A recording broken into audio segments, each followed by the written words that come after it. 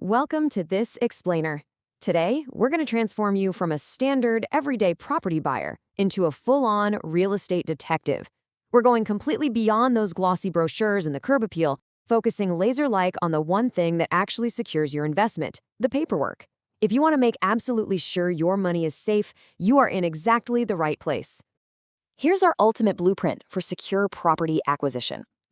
We'll look at what verified actually means, check the documents first, learn how to spot red flags, map out your practical buying process, and finally cover common mistakes to avoid. Let's get right into it. Okay, before we even think about looking at a single property listing, we have to anchor our entire mindset on this one foundational truth from our source material. The real win is not the fastest deal. It's the safest one. It is so easy to get caught up in the rush of finding a dream home. But as an investigator, your primary goal is security, not speed. Section 1. What verified actually means. We're looking for a clear ownership trail here. So the crucial point to remember is that a listing isn't verified just because it has some fancy little badge next to it on a website. It's only verified when you can establish these exact legal facts. The ownership trail has to be crystal clear. The paperwork needs to perfectly match the seller's identity, and there can be absolutely zero hidden legal or payment issues.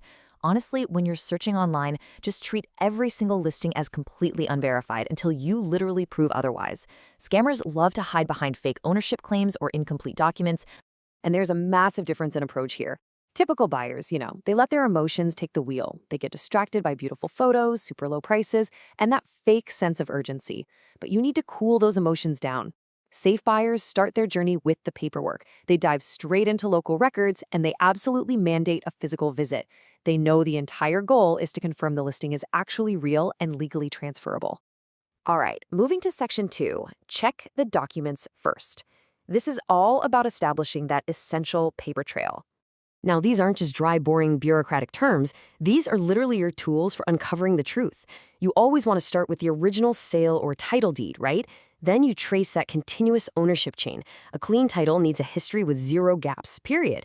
You've also got to ask for the encumbrance certificate to uncover any hidden mortgages. And if you're looking at apartments, you have to demand the sanctioned plan and the occupancy certificate just to prove the building is legally safe to live in. Now, what if you're buying a plot of land? Well, you've got to add these specific checks to your list. Why? Because land use classifications can completely flip the legality of your deal upside down. You absolutely have to verify land conversion, mutation records, and local land records to make sure that plot is legally approved for residential use. I mean, a gorgeous piece of land means literally nothing if the government classifies it strictly for agricultural use. And the good news is, you don't have to do all this in the dark. As a smart investigator, you should be actively using official government systems, things like e-courts and your state's land record portals. These tools are gold mines for spotting legal trouble and verifying documents independently. And you do this well before you ever hand over a single dollar to the seller. Which brings us to Section 3. How to spot red flags. Let's look at the warning signs of fraud. So whenever you see this highly urgent listing priced unbelievably cheap compared to the rest of the neighborhood, you have to stop and ask yourself, is this a genuine deal or just a pressure tactic?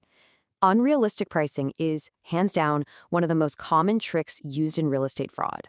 Because scammers rely heavily on urgency, not on the actual quality of the property, to close their deals. So walk away immediately if the seller refuses to show you the original documents, or if they're aggressively pushing for immediate payment. Same goes if they start stumbling when trying to explain missing paperwork. Do not trust those glossy brochures or the heavily edited photos. You need to actually visit the location, maybe even chat with the neighbors about the seller, and always compare that asking price with similar properties in the area. Okay, Section 4, your practical buying process. This is your concrete roadmap. This 5-step process is basically your roadmap to safety. First, shortlist 3 to 5 properties and instantly ditch any listing that can't provide basic ownership proof. Second, compare those asking prices with recent local market values. Third, get out there and inspect the site in person to verify the exact address and the neighborhood vibe. Fourth, take all those documents and cross-reference them against government records to catch any mismatches. And finally, step 5, always bring in a lawyer or a property expert for a final title review before registration. Due diligence absolutely has to replace blind trust. Finally, Section 5, common mistakes to avoid. Let's make sure you don't fall into these traps. Listen, the absolute most critical error you can make is handing over your hard-earned cash before your paperwork investigation is fully complete. It is a huge mistake to pay token money before checking the title chain or looking into local records. Because once that money changes hands, your leverage as a buyer totally disappears. There's also this massive, widespread misconception that we need to clear up right now. Too many buyers just assume that because a bank approved a loan or because some famous builder's name is slapped on the project, the property is 100% safe. Guys, that's a myth. Financing alone does not remove every single risk. You still need your own independent due diligence to guarantee your investment is actually safe. And please, whatever you do, avoid these specific shortcuts. Skipping the physical visit and just relying on WhatsApp photos, online maps, or an agent's promises, that is a total recipe for disaster. If you're buying a plot, do not ignore those land classification checks we talked about. And never forget to run a court search to make sure there are no pending disputes tied to the property.